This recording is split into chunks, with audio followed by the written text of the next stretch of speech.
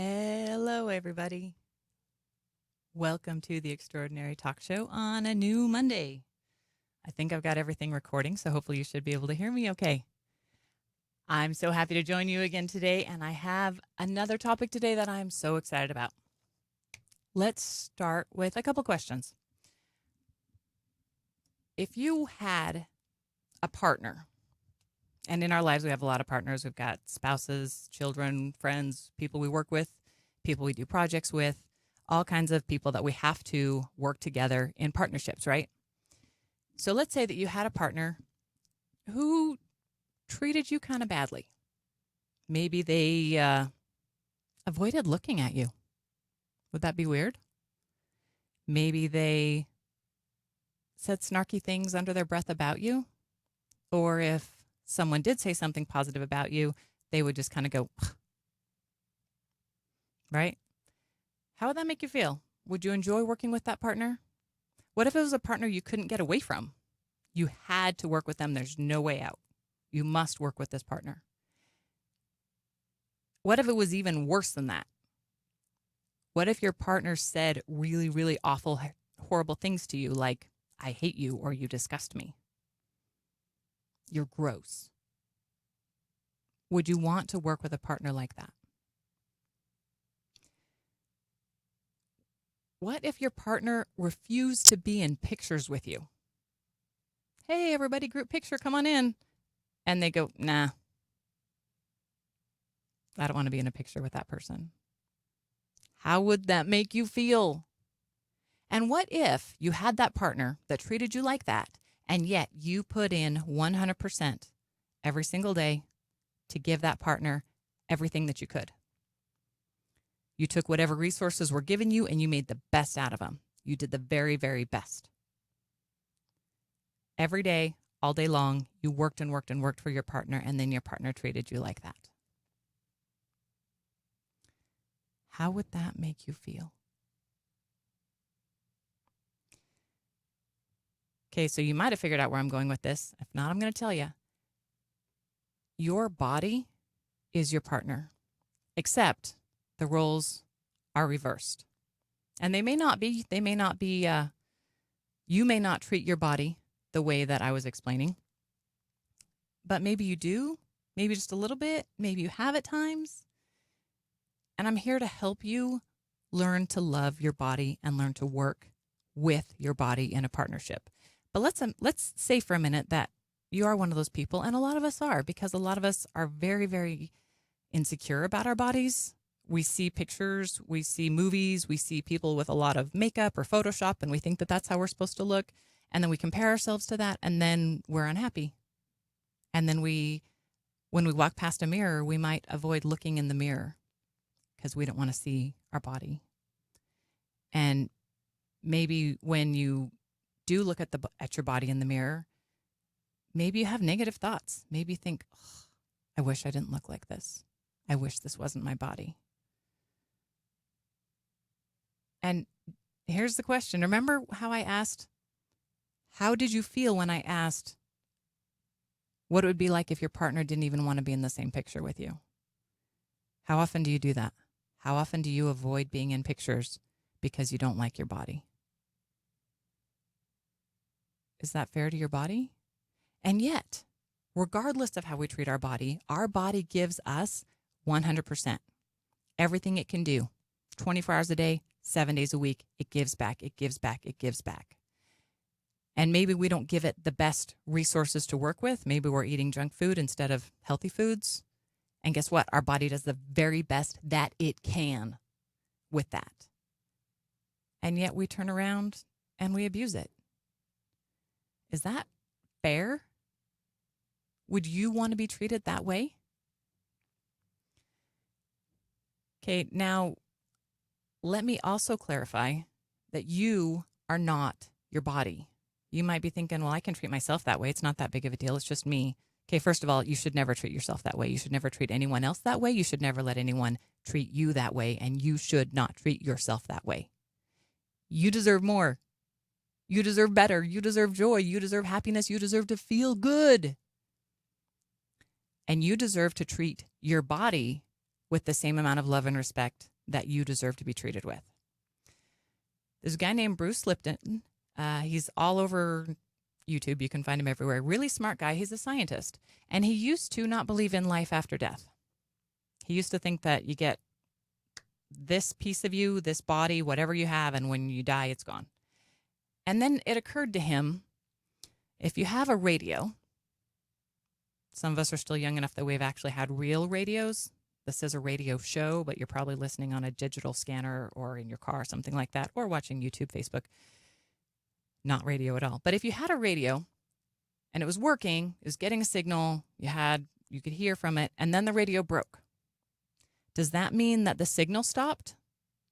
Or does that mean that the radio is no longer accepting the signal?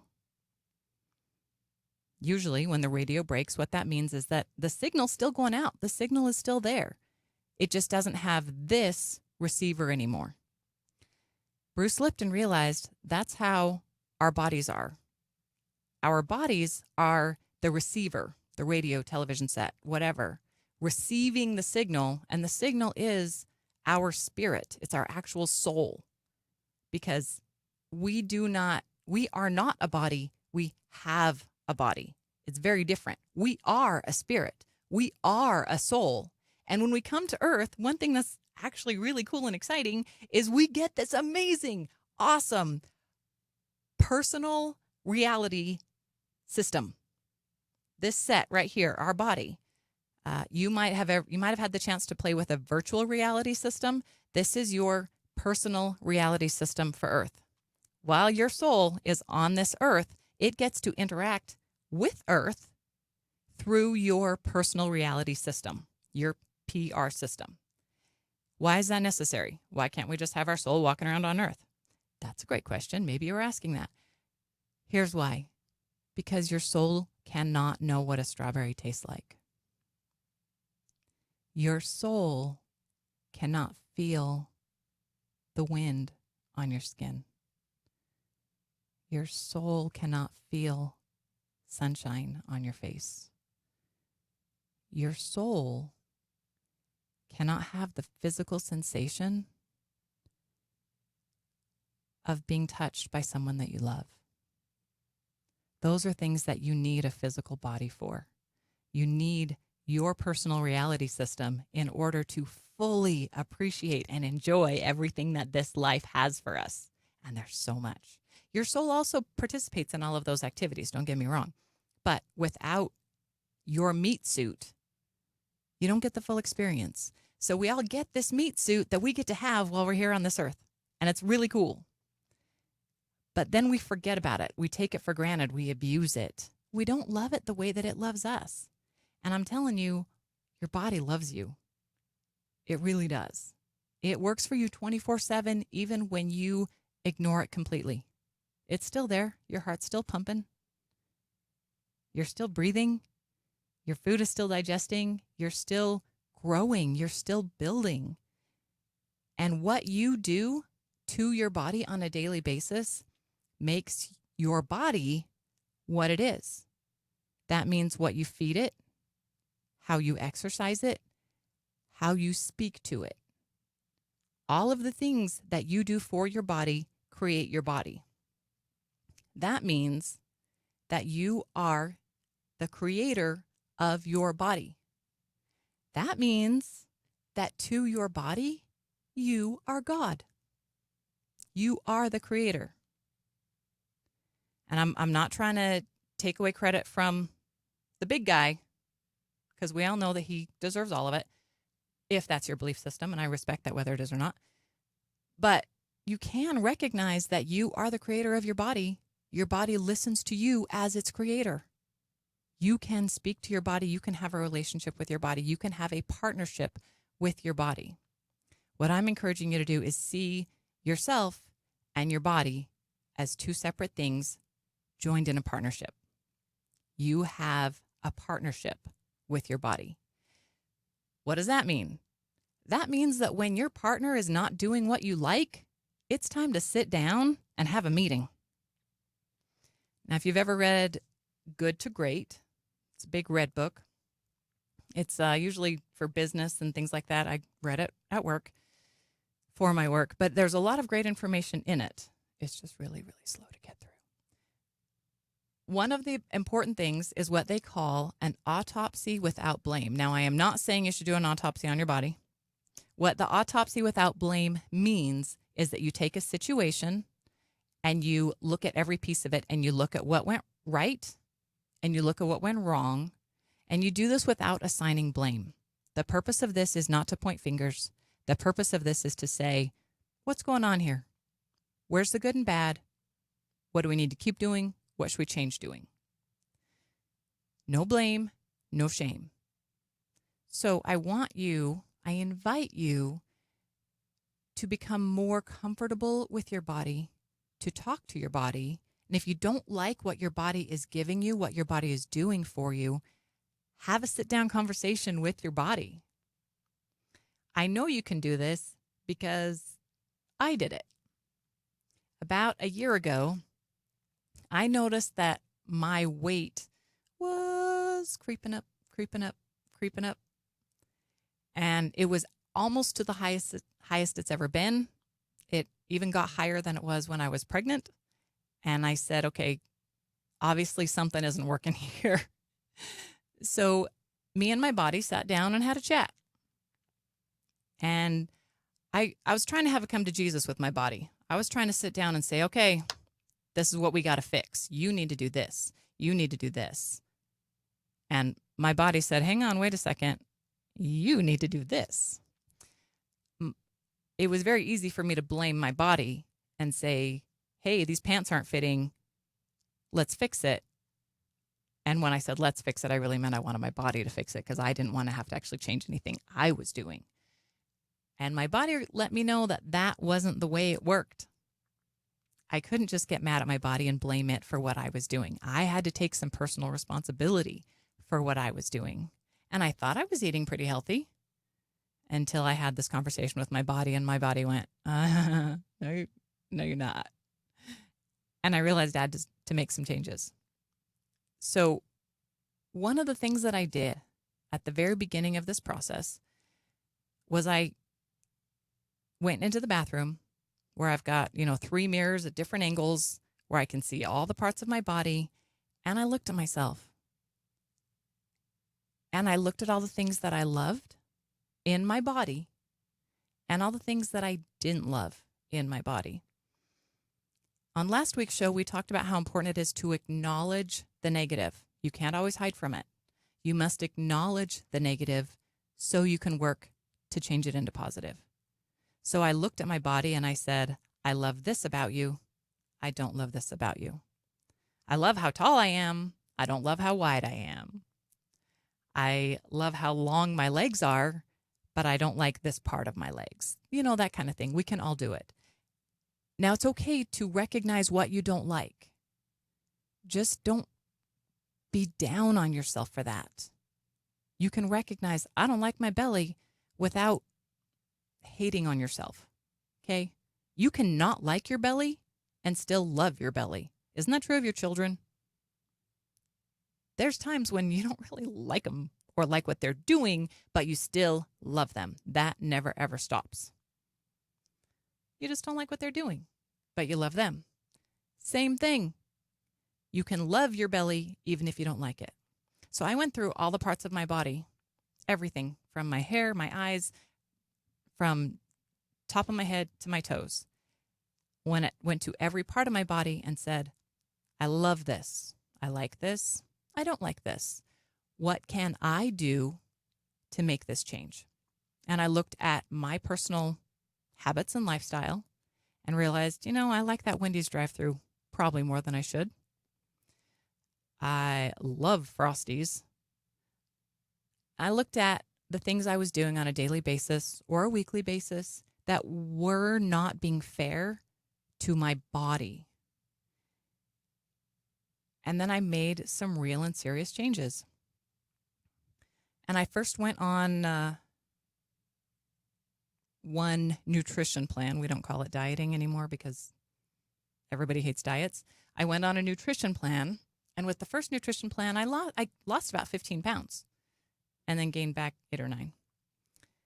And I realized, okay, Great. Look at the work we did. So that took me back to another sit down where I sat down with my body and I said, wait a minute, this was going great. What happened? I loved it. It was working. We were feeling good. We were looking good. The pants were fitting better. What happened? And my body said, oh, yeah, that was working really good until you changed. But it wasn't until I sat down and had this one-on-one with my body that I realized the mistakes I was making, because I was just doing a little thing here, a little thing there. And it wasn't until I sat down with my body and evaluated it that I realized what I was doing to my body and the changes that I needed to make and make permanently in order to have a change in my body. So we had the second sit down and I did some research, found something that I wanted, a new nutrition plan that actually seemed like it was going to work better for me. I've been on that nutrition plan since about April. And in the last year, so I re-lost the weight that I had started to gain back, plus more. In the last year, I'm proud to say that my body and I have lost 35 pounds. Pretty excited about that. I think that's pretty cool. One of the greatest things is that my clothes fit. And I got to tell you, too, there's one thing that hasn't fit me in years, in at least 5 years, and I get to wear it again. And I'm so excited. And for those of you who can see the video, I'll show you. See that ring? A year ago, that ring didn't fit me. I've had that ring for 21 years. So I'm so excited. That's the thing that fits again that I'm the most excited about. So I'm very, very grateful to my body for working with me. But it also took me having the sit-down conversation with my body in order to make that happen. And it took me taking personal responsibility about my behaviors, my actions, and how I was treating my body. I want to make it clear, though, that it wasn't just the food that changed. What I ate, what I put into my body, those things are all drastically different now than they were a year ago. And I feel so much better. But it was more than my diet that changed. My nutrition plan has made a huge difference.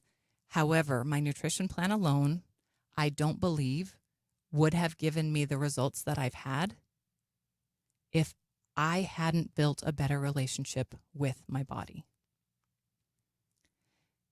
And yeah, it's easier to look in the mirror and say, I love you when you've just lost 30 pounds. It's a lot harder to do it at the beginning of that journey. And maybe for you, it's not about weight. Maybe it's health. Maybe it's just that you don't like what you see inside, and so you take it out on your body. There's help for all of that. I promise we can make it better.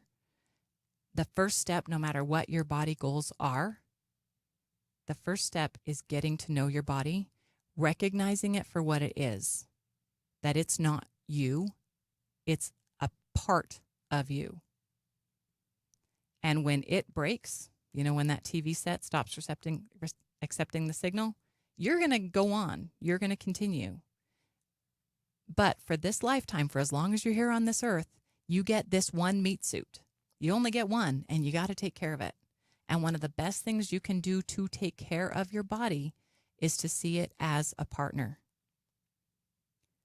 to see it as a combined piece, your soul and your body together, working together in unison.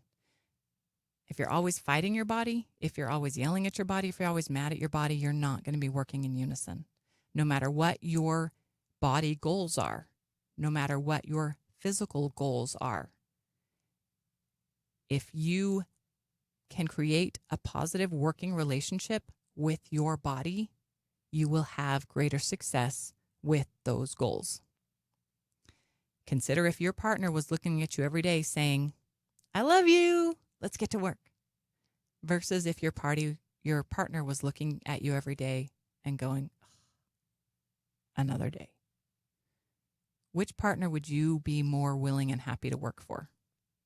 I'm guessing you'd be willing and would put more effort in for the partner that was very loving, that was very appreciative, that was very grateful, and that gave you the tools you needed to do the work well. Wouldn't you? Your body is no different. It may not have a cognitive mind of its own, because your cognitive mind is what's in the body, but it still responds the same. And if you work with your body, you will get greater results. Realize that your body is your tool. Your body is one of the many, many things that we get on earth that we have stewardship over. That means it's yours to care for. In fact, when it comes to your body, no one else can do that. When you were a child, your mother or father, adults may have helped you care for your body. You reach a point when you are the sole person responsible for your body. You might go to the doctor to get advice. You might go to a massage therapist for help too, but you are the one who is solely responsible for your body. Even when you go to the doctor, and I'm a nurse, guys, and I'm going to tell you, one mistake that 99% of people make is they forget that they are the number one person in charge of their body. And then when they go to the doctor, they give over their control. Here, sure, do whatever you want. I don't know what we're doing. I don't understand it. Don't give me details. Just do it. That's not, in my opinion, the best way you can care for your body. Yes, doctors are very smart. They have a ton of education. They understand how your body works and why, but they can't have the relationship with your body that you do. When it comes down to it, please remember that you are the number one person responsible for your body. And a cool thing about stewardship, like I said, how you're a steward of your body, when we have a stewardship over anything in our life, starting with your body, might be your kids, might be a chore you have. When you do that well, you get rewards for that. When you are a good steward, you get rewards for being a good steward. And that might mean, well, for example, if you're a good steward over your body, one of those rewards is going to be good health. One of them is going to be clear thoughts. Because if you're one of those people that has a lot of unhappy thoughts in your head, one way to help those thoughts is to make sure that your body is healthy. Yes, because your body releases chemicals in your brain and from your gut. All of those chemicals create what your body is, and they even create your thought process. So if you've got really negative, really sad thoughts, one thing I recommend doing is working on your physical health.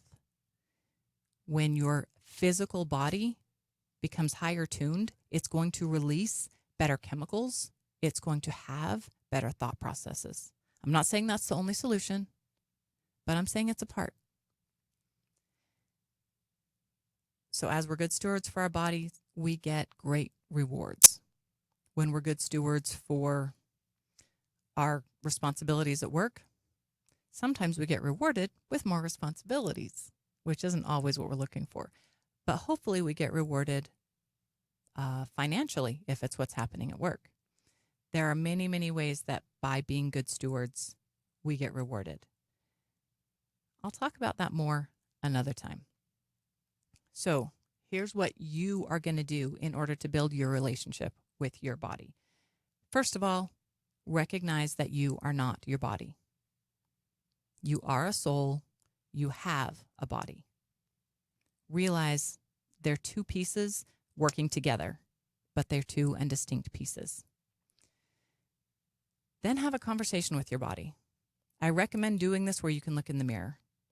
If that's too hard, it's okay. You can take baby steps if you need to, just take steps. Look in the mirror, point out all the things that you don't like, because we're acknowledging the negative, but don't beat yourself up over them.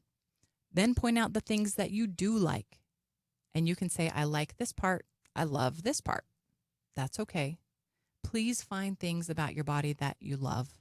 If it's your little toe and that's the only thing you can find it. But look, and I promise you might find more if you look.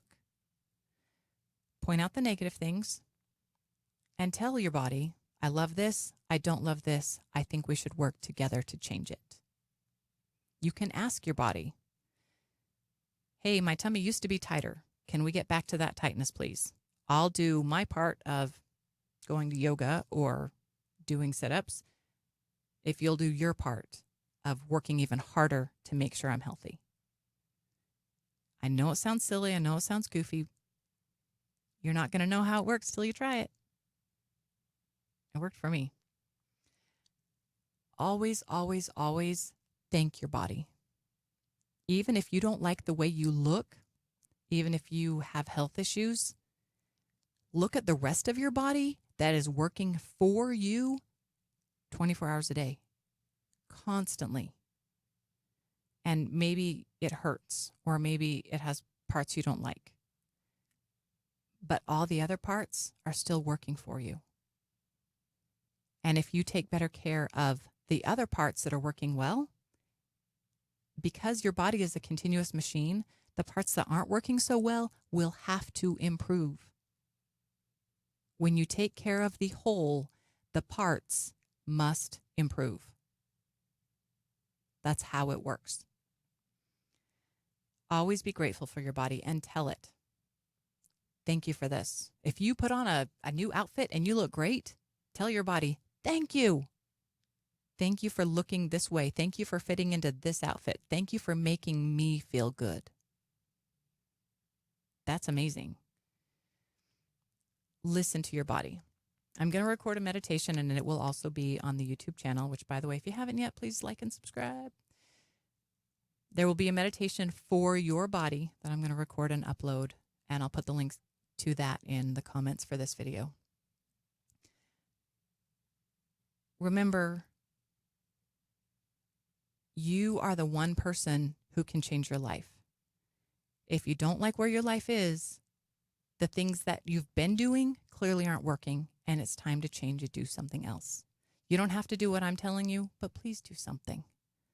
Remember, I'm not here to tell you what to think. I'm only encouraging you to think for yourself. And that's Della with the Extraordinary Talk Show. Thanks, everybody.